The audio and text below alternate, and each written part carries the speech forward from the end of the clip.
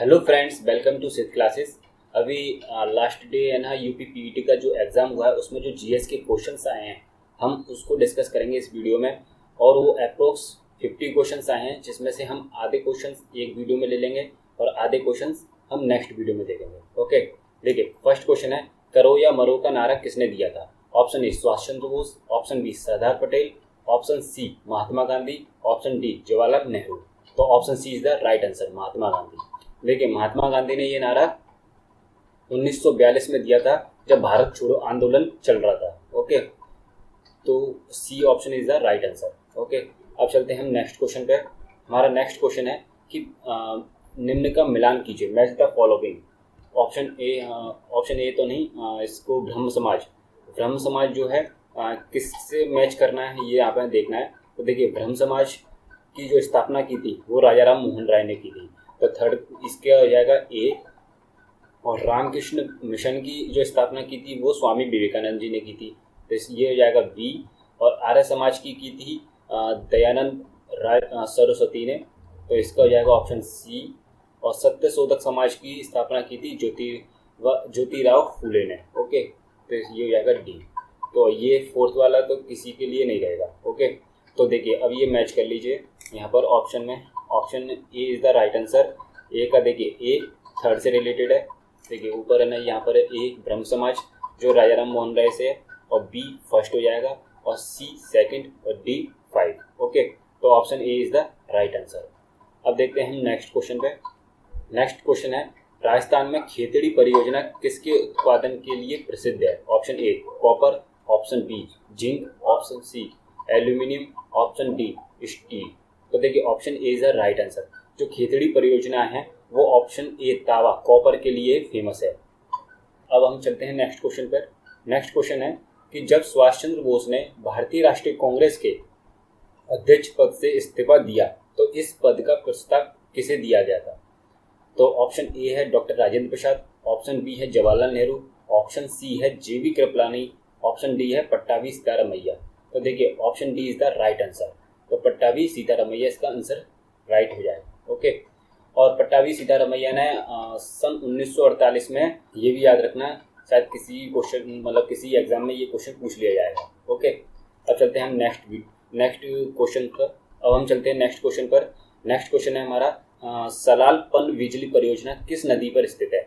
Option A Chenab, option B Jhelum, option C Beas, option D Ravi.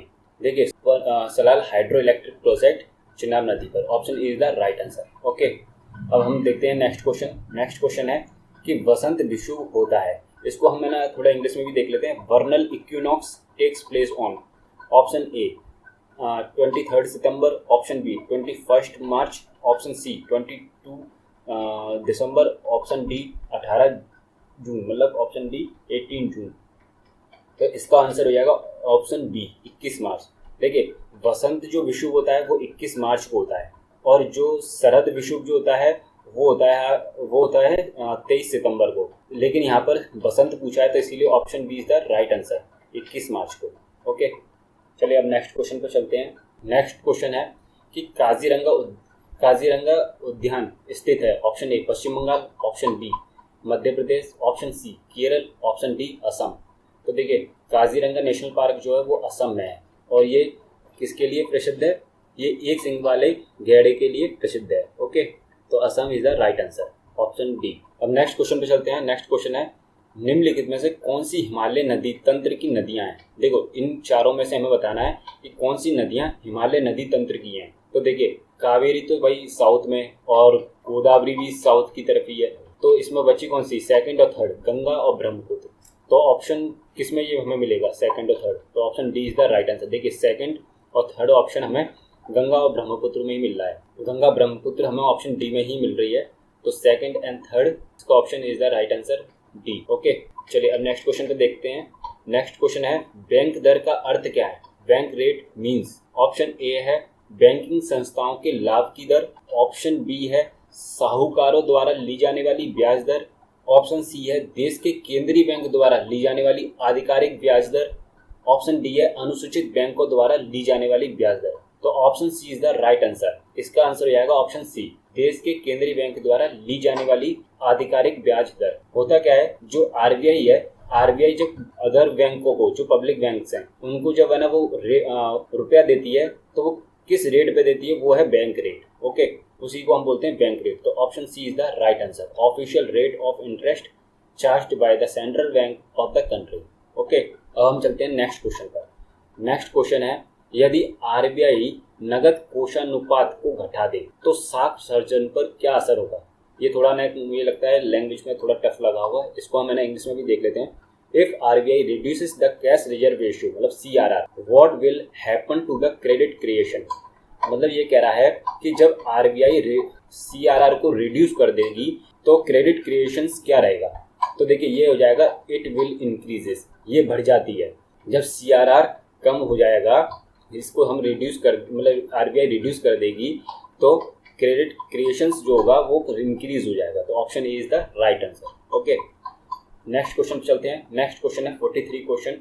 इनमें से किस प्रकार की अर्थव्यवस्था में संसाधनों पर निजी अधिकार होते हैं और आर्थिक गतिविधियों का मुख्य उद्देश्य लाभ अर्जित करना होता है। इस क्वेश्चन को हम थोड़ा इंग्लिश में भी देख लेते हैं। In which of the following types of economics resources are owned privately and the main objective behind economic activities is profit making।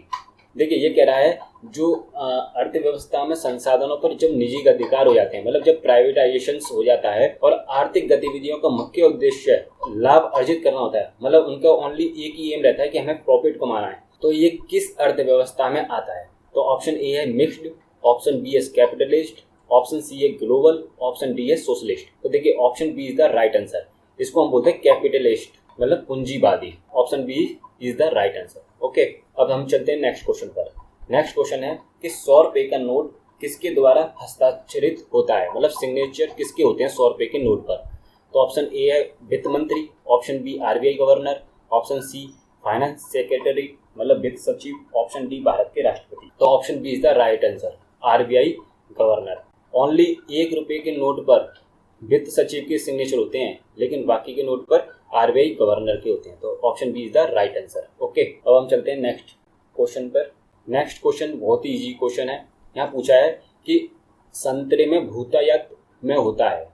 Option A vitamin B, option B vitamin C, option C इनमें से कोई नहीं, option D vitamin A. वैसे इनमें से कोई नहीं तो डी ऑप्शन होता है, लेकिन यहाँ सी में है कोई नहीं। चलो, तो हम जानते हैं कि जो खट्टे फल होते हैं उसमें विटामिन सी ही होता है, तो vitamin C is the right answer, और संतरा खट्टा होता ही है। ठीक है, अब नेक्स्ट क्वेश्चन पे चलते हैं।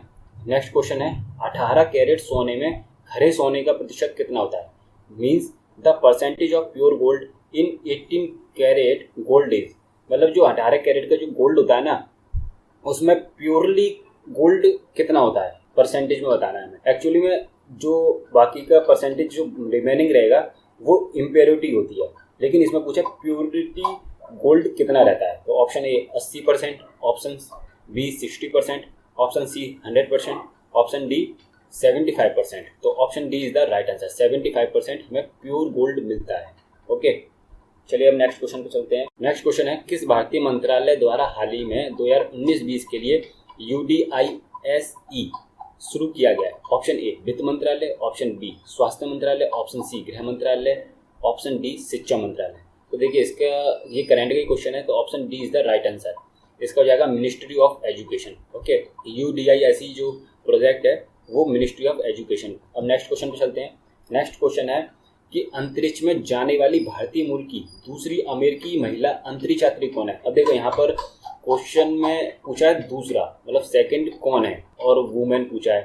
ऑप्शन ए है रितु कारिधाल, और बी है सिरिसा बांदला, ऑप्शन सी है कल्पना चावला, ऑप्शन डी है श्रेया बांदला। देखिए जो फर्स्ट वुमेन है वो तो कल्पना चावला है, लेकिन यहाँ पूछा है सेकंड, तो सेकंड है Sirisa बांदला।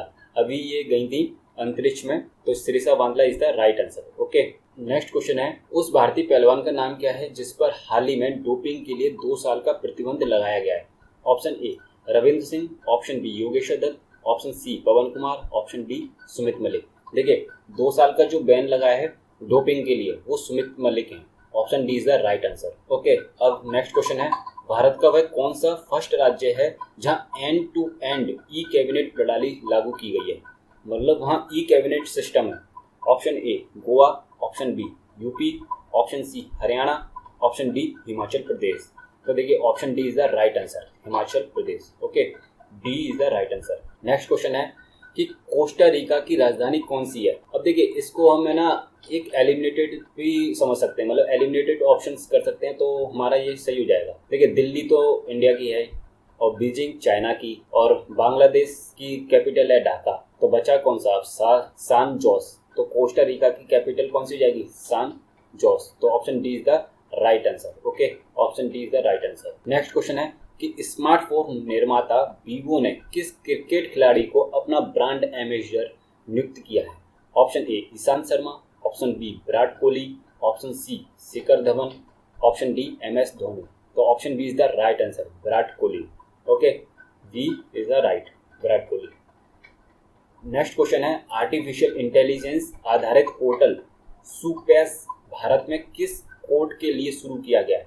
Option A supreme court, option B Delhi high court, option C इनमें से कोई नहीं। अब देखो यहाँ भी इनमें से कोई नहीं, सी पर आ गया, लेकिन ये हम ज़्यादातर डी पे ही देखते हैं, पता नहीं क्यों है ऐसे सी पे दिया है। और option D Gujarat high court. तो देखिए option A is the right answer, supreme court. ठीक है, अब हम चलते हैं नेक्स्ट क्वेश्चन पर। नेक्स्ट क्वेश्चन है कि कितने भारतीय राज्य नेपाल से सीमा साझा करते हैं। अब नेपाल से कितने स्टेट हैं जो बॉर्डर बनाते हैं। देखिए ऑप्शन ए है 3, ऑप्शन है बी है 5, ऑप्शन सी 2, ऑप्शन डी 4। देखिए अब हमें कन्फ्यूजन ओनली बी और डी में रहेगा, क्योंकि ये आसपास ही हैं, और ये 2-3 तो है ना हो ही नहीं सकते, क्योंकि 2-3 तो मतलब 3 स्टेट तो ऐसे ही नहीं, और ना 2 हैं। तो बच्चे कितने, 5 या 4। अब इसमें हमें कन्फ्यूजन बहुत बड़ा है, लेकिन option B is the right answer है इसका, 5। तो देखिए नेपाल से जो बॉर्डर लगाते हैं कौन कौन से राज्य हैं। एक है यूपी, एक है बिहार, एक है वेस्ट बंगाल, और एक है सिक्किम, और एक है उत्तराखंड। ओके, ये 5 राज्य हैं जो कि नेपाल से बॉर्डर टच होते हैं। ओके, देखिए इस वीडियो में हमने ये आधे क्वेश्चन किए हैं, नेक्स्ट वीडियो में हम इससे नेक्स्ट क्वेश्चंस देखेंगे यूपी पीईटी के ही। Okay, thank you guys. अगर आपको ये वीडियो पसंद आता है तो लाइक कीजिए और सब्सक्राइब कीजिए इस चैनल को। ओके।